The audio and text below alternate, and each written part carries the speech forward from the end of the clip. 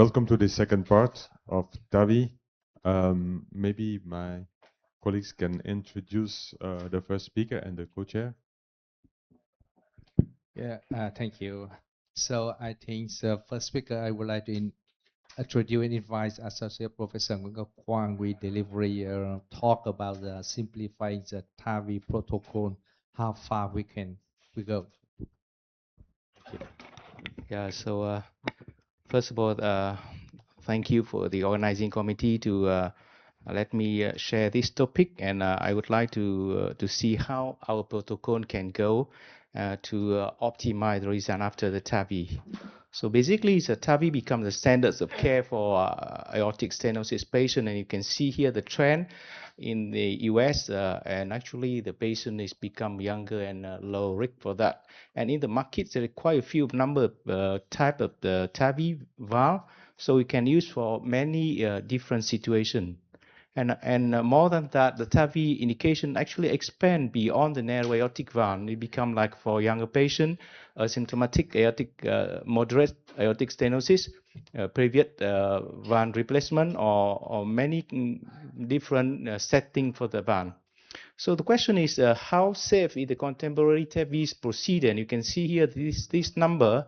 And actually, if you use the next generation of the valve, the procedure become more and more safer and also better one. And over the last decade, actually, the TAVI protocol is become dramatically simplified. And you can see here, especially during the COVID era, and the patient should not be stay for a long time in the hospital. So that's why they thinking about the one day, same day discharge for the TAVI patient. And that's why through this Protect TAVI study, people saw that actually the patient can discharge home early. And if you can see the registry from the SDS and ACC, you can see like through the year, actually the composite event delay and primarily decreased by the major bleeding and reduced pacemaker reduce. So that's why similar like Dr. Rosalie just speak in the last section. Everything is beyond depend on how we can prepare the event for the major bleeding and also to reduce the pacemaker one.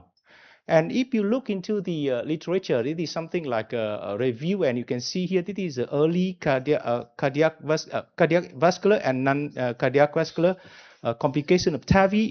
You can see here there are a few things, especially for the thing like you don't think about that. For example, like when I see this data, I see like delirium is quite number for this patient, and also for stroke, you need to think about that. Based on that, it also there are a few cases about the hemorrhagic and vascular access related complication. So this is something like we need to think about that.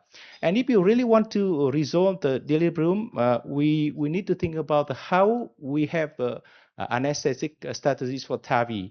So this is something like the data showing that this is the last trial breaking public present in AHA talking about the how you can choose the anesthetic strategy for TAVI. They compare the minimum risk versus standard of care, and actually the minimum risk approach is the same, not non-inferior compared to the standard of care. But however, there is a few patients, about 20% need to cross over for the for minimum approach to the standard of care, and also the patient feeling like a higher pain and discomfort for that.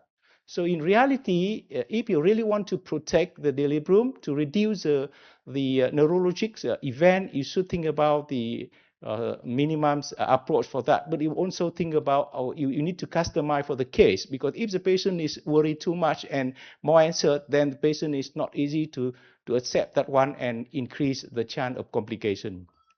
Another thing is important here, like a minimum TAVI approach also save a lot of cost and with a similar outcome. So that's why in the setting like Vietnam and ASEAN country, usually we try to minimize the TAVI protocol to save costs, especially to reduce the length of stay in the ICU.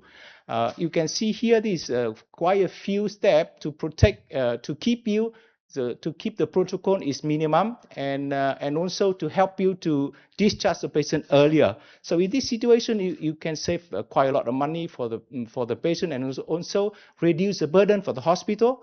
The cost is reduced, and actually the event is the same. One more thing is important here is you need to think about the bleeding event after the TAVI. And it's not only related to the vascular access, also it related to the anticoagulation, drug agent, everything. So we need to think about the before TAVI, during TAVI, and also the post-TAVI, and to combine few things together to reduce the bleeding event. And recently, they're talking about the light techniques for the transfemoral TAVI, like less invasive total endovascular techniques. Actually, it combines a few things. One thing is they access the femoral under the ultrasound, so to reduce the vascular access complication. And another one, to the second approach, they use through the anus or distal radial. So you only puncture the femoral one time, so you reduce the chance of the complication. And also the one thing is here, you try to pacemaker to pacing the patient through the steep wire. So that's why you don't, we also no need to access the vein, and you reduce the vascular access. So here they compare the few things together, and the composite outcome, including the death, major vascular complication, and also the major bleeding, actually reduced compared to what they can expect. And so that's why usually this one is suitable and safe for the patient if you use like a less invasive one. So if you put few things together, you can see like if you can to combine things into the protocol for the TAVI case, you use a CCTA, so to reduce the contrast to accept the coronary. After that, you use a radio access, LV pacing, and that's why everything help you to early discharge the patient. And you can see here the number of complications and the length of stay is reduced, and significantly reduce 1 year's mortality for the patient. So this is a way how you keep the protocol is simple and actually improve for the patient. But however, if you really want to discharge patient earlier, you need to think about like how about the safety for the patient, especially for the pacemaker demand. So there is some protocol here to keep you, like even you can to do the same day pacemaker implementation, or you can discharge if the patient is quite safe. So there is a few criteria to help you to identify which case the patient really need to pacemaker. And so that's why you just put a pacemaker on the same day, or you discharge early. And the outcome is quite okay for that. So this is a way for you to keep the protocol is simple. No need to put the patient in a long time in the hospital, especially in Vietnam when hospital is so crowded and easy to get the concomitant infection, and after that the outcomes are really bad.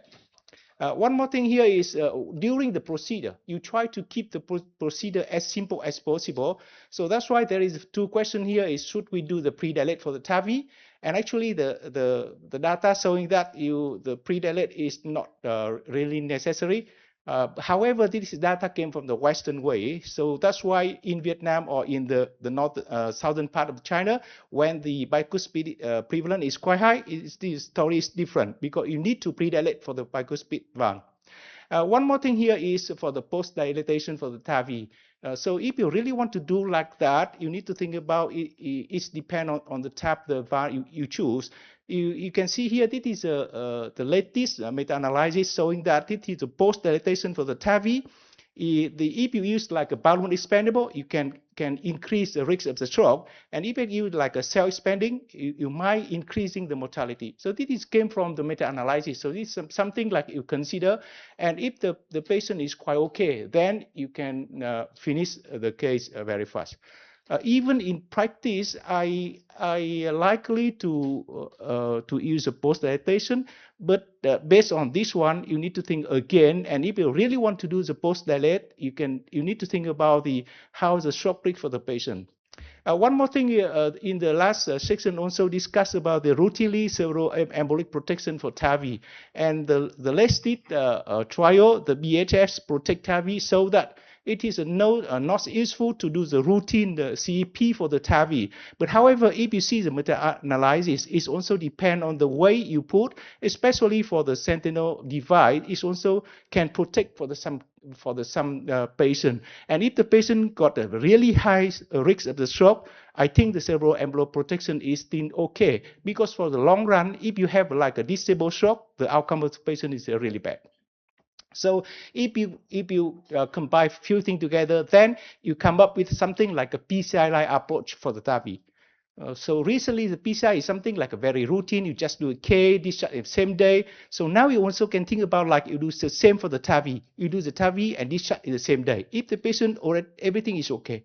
But however, one thing is important here is if you really want to make it simple as possible, but not just simple, because there are few situations it's not work. For example, like if the patient is dementia, you think about maybe the local anesthetic is not enough, or language problem, then you might think about a different way. And also there is a few situations, then you need to adjust your protocol and prepare for the backup rather than do like that.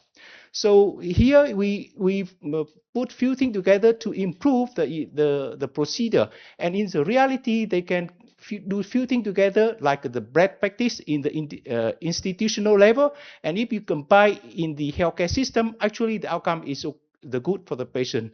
So to the conclusion, I think that the TAVI protocol can be simplified to the minimalist approach, because in this situation, you can save a lot of things for the patient, for the healthcare system, and also make the outcome for the patient better. And I think the key success factor is actually based on us, based on the how you select the patient strictly, exclude the high-risk anatomy, and also try to use a standardized protocol in the hospital. It is a really important based on the data came from the Europe. So this is my topic, and thank you very much for your kind attention. Thank you very much, Quang. That was. Please stay on the podium. I think we can ask you a question. It wasn't like a Quang. You can stay on the podium. It was like a steam train lecture. Yeah. I think maybe I can ask you one question. Some people even advocate that there shouldn't be any more anesthesiologists in the room, and quite some centers don't use because they say you don't need the inotropes anymore. That come because the patient go in hypotension because of the sedation. So I wonder what is your thinking about that? Only the cardiologist, they give fentanyl, dormicum, that's it, and they do the case. Half an hour later, the case is done. I think it's Not for everybody, of course. Huh? Yeah. I mean, it's true. For me, if you really have some very fragile patient, you need to prepare everything, and anesthesia is really important for you in this case, because somehow you cannot predict everything. If you got a complication, there must be a problem, right? So the surgery can be go around the hospital, but anesthetic should be with you. Even the patient is like a local anesthetist, but we think that it is a team, and I really need them behind and help us to take care about the BP, something like that. And one thing is important, especially for the balloon expandable valve, you need to control the heart rate and also the BP is in the very good way. And if not, there is a lot of migration of the valve. So that's why I think anesthetic is a really important, even you choose like a minimum approach. Yeah.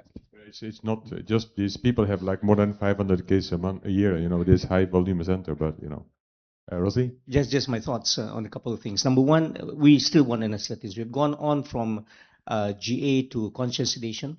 The only problem is that if we don't get the anesthetics to be booked, and we want anesthetics at a point in time, we may not be able to get them freely. So we always try to involve them, in the program. The other aspects, I think our patients are a bit more pampered.